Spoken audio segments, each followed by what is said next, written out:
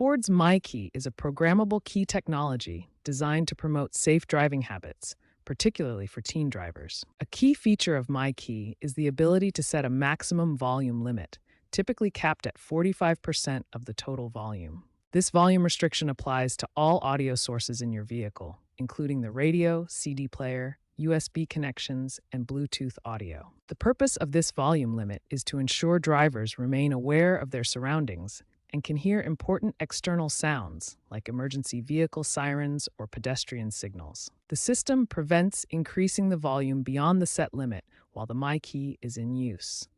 Here's how the volume control works with MyKey active. To disable or modify MyKey settings, you'll need access to the admin key, which is a non-MyKey programmed to manage these restrictions. To disable MyKey volume limits, you must first start your vehicle using the admin key. This is the key that was not programmed with MyKey restrictions. Once started with the admin key, access your Ford's infotainment system.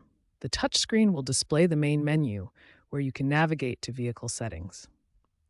Navigate to the settings menu, then find MyKey options. The exact path depends on your sync version, but typically you'll go to Settings, then MyKey, then Clear MyKey. For Sync 3 and Sync 4 systems, you may find MyKey settings under Vehicle Settings.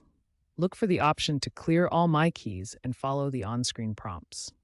You may need to enter a security PIN if one was set. If you don't have access to the admin key or prefer professional service, Ford dealerships can reset MyKey restrictions.